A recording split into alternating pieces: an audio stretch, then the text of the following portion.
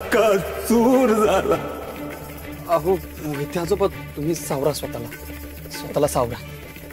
अशा धूर्त आणि खोटारड्या कपटी शिवाप्पावर मी विश्वास ठेवला, त्याला माझा मुलगा मानला, हे प्रसंगी तुमच्याशी वाद घातला, अनेक ठिकाणी शिवाप्पाला पाठीशी घातलं, पण ती माझी चूक होती.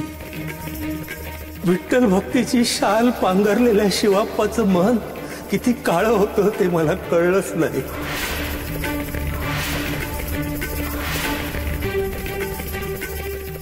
पोटच्या पोरीचे सोन्याचे दागिने विकून आणि तिचा संसार उद्ध्वस्त करून हा माणूस पंढरपूरला मजेत राहतोय आणि स्वतः विठ्ठल भक्त म्हणून मिरवतोय.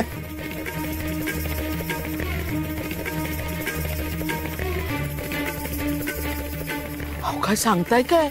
मी एका लबाड माणसाला पाठीशी घालण्याचं पाप केलंय. धिक्कार असो माझा, धिक्कार असो. वहिनी वहिनी मला क्षमा करा, मला क्षमा करा. वैद्यबुवा करताय. आओ वैद्यबुवा.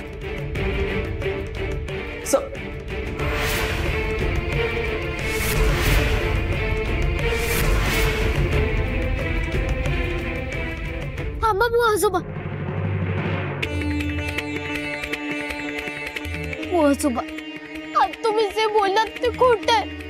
बोला ना आजोबा, आज जे बोललात ते खोट आहे ना, खोट आहे ना.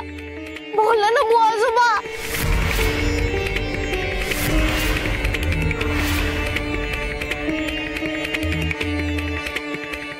आजोबा तुम्हाला काय झालंय काही सांगणार आहात का? आल्यापासून बघते तुम्ही काहीतरी वेगळेच वाटतंय. नेहमी हसतमुख असलेला चेहरा हा सुकलेला निर्मल्यासारखा का वाटतोय? आजोबा, अप्पा असं करूच शकणार नाही, ते तुम्हालाही माहिती. उमई अप्पा एक वेळ उपाशी राहून जीव देतील, पण अशी लबाडी करणार नाही. का बोललात तुम्ही खोटं? बोला ना, का बोललात? माझ्याकडे तुम्ही बघत सुद्धा नाही आहात,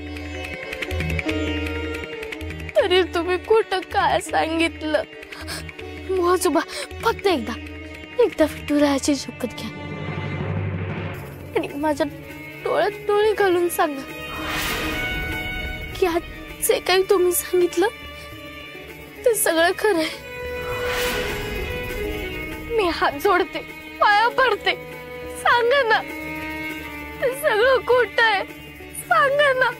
अहो तुम्ही कधीच खोटं बोलत नाहीत ना, मग आज का बोललात? बोला ना आजोबा, का बोललात आज? बोला.